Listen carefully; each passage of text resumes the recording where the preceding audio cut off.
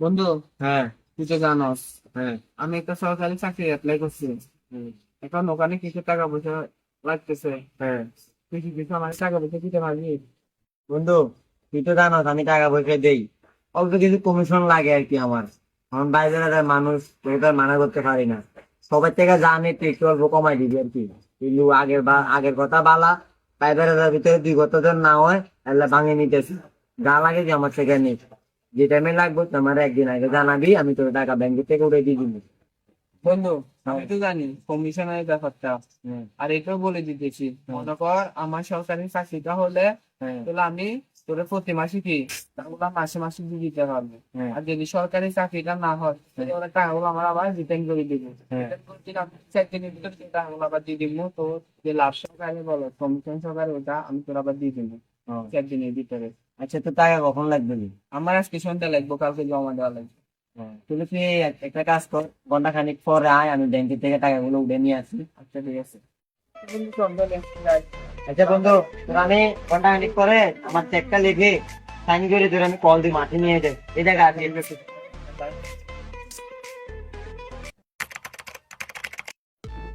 Hello বন্ধু। হ্যাঁ বন্ধু। হ্যাঁ, আমি চেক করে আসতেছি, তুই আর ওই আমার গ্যারেজের সামনে আয় গো। আচ্ছা, আমি তোর গ্যারাজে যাই, বসি, তুই আয়। না, আসতেছি।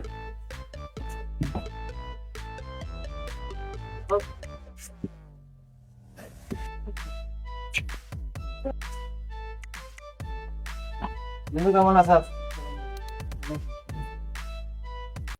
বন্ধু, তোর চেককে বুঝিল, অনেক কষ্ট হয়ে গেছে বেটা, কল দিয়ে এক মাস বুঝি ভালো তোর চেকটা কাজ করেছি। ধর, তুই দেখি না, আমি ওর সাক্ষী রেখে তোর সাথে দিয়ে দিয়েছি। বন্ধু বান্ধবের ভিতরে মুখটা লাগালি বাবা না, আমি কল দিয়ে বলে এই তো কাজ করাই নিচ্ছি।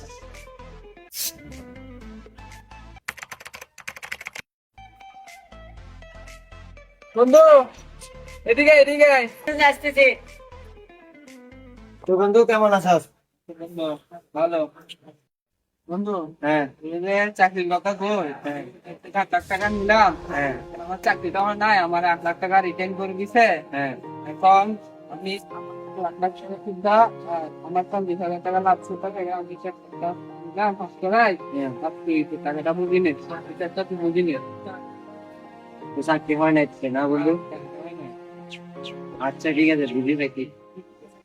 তো বন্ধু, তোর তো একটা কথা বলতে ভুলে গেছি। কোনা? তুই যে মেয়েটার সাথে কথা বলছ না, হ্যাঁ। ওটার সাথে না আমি টানছি না। কি কস বেটা? দেখছিস বন্ধু, আমি 2 দিন হয়েছে ওরা 8 লাখ টাকা দিয়েছে, ও কিভাবে সরকারি চাকরি আছে। ও কিভাবে জানে শুনি আমি একটা মেয়ের জন্য পাগল, কিভাবে জানে শুনি এই মেয়েটার জন্য এত ইয়ে করতেছে।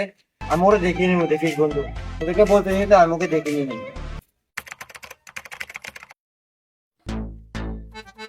কিরে বেটা, তুই তো দেড় লাখ কাপ নাই, 2 দিন গেছে এক দিলি যে, এক দিলি 5 লাখ টাকা, তুই তুলতে পারবো আমি 8.5 লাখ টাকা, আর 3 লাখ 3.5 লাখ কে দিব?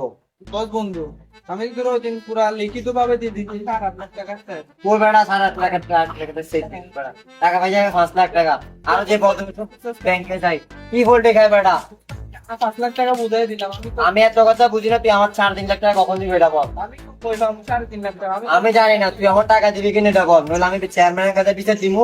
আমি দিবি তোর কালারিং করে দেবো রাস্তাঘাটে, মানুষের সামনে মুখ দেখা যায়, টাকা দিবি কিনা এটা বল। কইলাম 10 টাকা।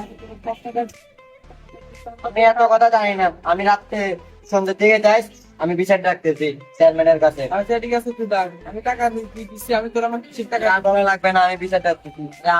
বন্ধু, তোর একটা কথা বলি দেখ, নাইন আমার থেকে 8 লাখ টাকা নিয়েছিল, বলছিল লাখ সহকারে 8.5 লাখ টাকা দিব, এখন আমার 5 লাখ টাকা দিছে। তোর আমি 5,000 টাকা দিব আমার থেকে, তুই আমার পক্ষে হয়ে সাক্ষী দিবি, ঠিক আছে? নাইন আমারে 5 লাখ টাকা দিছে, আবার 3.5 লাখ টাকা পাবো আমি, ঠিক আছে? আচ্ছা, চেয়ারম্যানের কাছে যাবো। আসসালামু আলাইকুম চেয়ারম্যান সাহেব। ওয়ালাইকুম আসসালাম। চেয়ারম্যান সাহেব, আপনাদের একটা বিচার নিয়ে আসছি আমি। ওই নাইম আছে না আমার বন্ধু, ওকে আমি 8 লাখ টাকা দিছিলাম, ও বলছে আমার লাভ সহকারে 8.5 লাখ টাকা দিবে।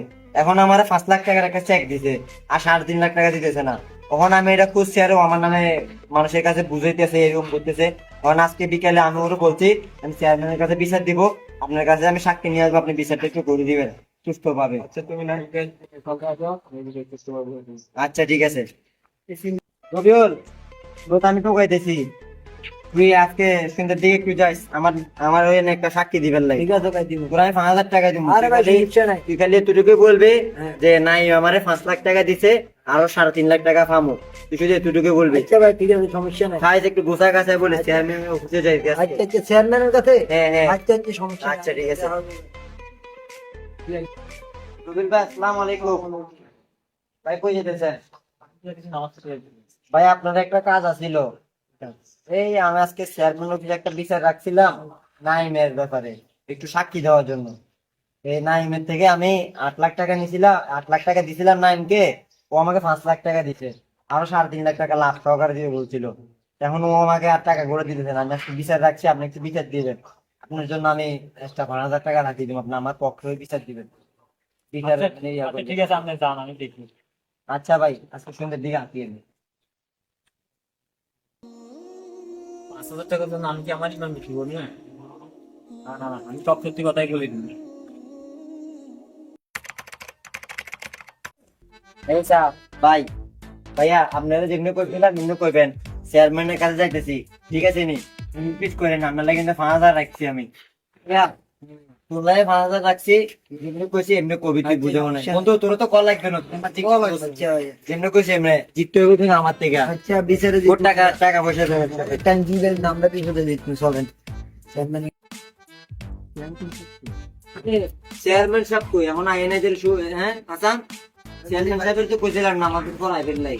এবার এই যে রবিউল আই ভাই, আইবো চেয়ারম্যান সাহেব মনে একটু ব্যস্ত। আসসালামু আলাইকুম।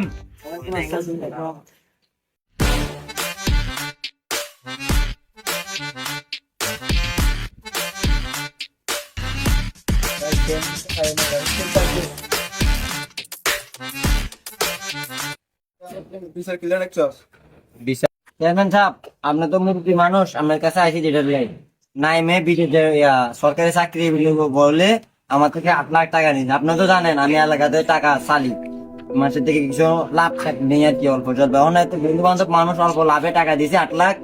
ও 1 মাস পর আসি বলতেছে ওর নাকি চাকরি হয় নাই, আমার টাকা আমাকে দিয়ে দিবে। তো টাকা দিয়েছে 5 লাখ, টাকা আসতেছে লাভ সহকারে 8.5 লাখ। এখন আর 3.5 লাখ টাকা দিতেছে না। ও এলাকার ভিতরে বুঝেতেছে আমাকে টাকা দিয়ে ফেলছে, আমাকে এ করে ফেলছে। এখন এলে আপনাকে আমি ডাকছি, আপনার এলাকার মুরব্বী মানুষ, আপনি যেভাবে হোক সমাধান করে দিবেন, আমার টাকা আমার প্রয়োজন। তোমার এগুলো বলছো, এগুলো কি সত্যি নাকি? চেয়ারম্যান সাহেব, আমি এর থেকে 8 লাখ টাকা নিয়েছিলাম আমার সরকারি চাকরির জন্য দেওয়ার জন্য।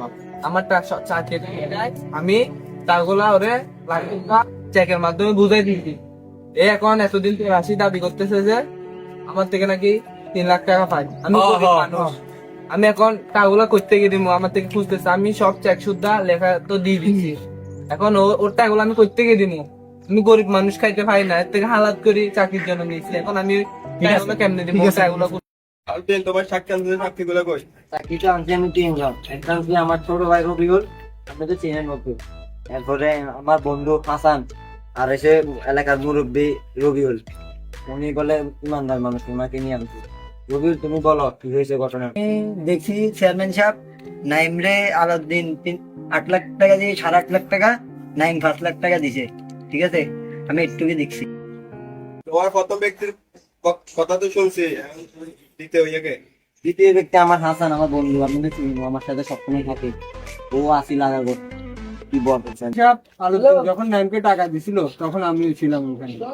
আলুদ্দিন ন্যামকে 8 লাখ টাকা দিছিল, সুদ সহ 8.5 লাখ টাকা দেওয়ার কথা ছিল।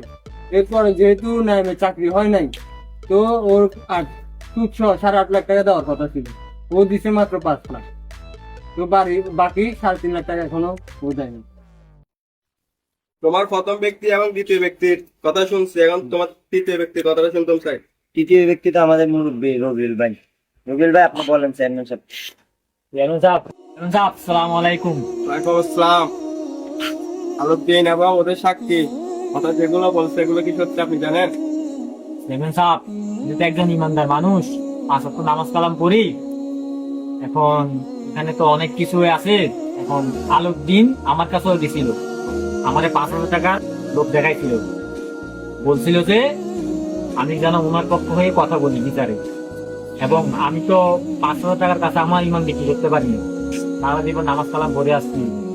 এখন অন্যায় ন্যায় তো আমার দেখতে হবে।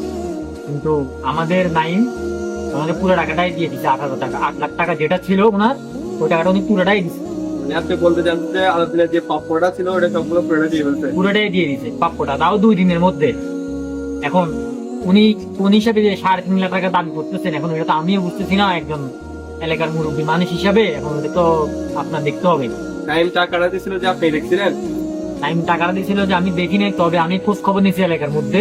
ওনার যে 2 জন লোক ছিল, উনি ওদেরকে কিনার আগে আমি ওদের সাথে কথা বলছিলাম এলাকার মধ্যে। এখন ওনারা কথা বলার মধ্যে শুনছি যে আলোদ্দিন ওনাদেরকে কিনে ফেলেছে এলাকার লোকজন। আলাদিনকে আপনাকে 5,000 টাকা দিবে বলছে? হ্যাঁ হ্যাঁ, আমারও ওদিকে বলছিল 5,000 টাকা।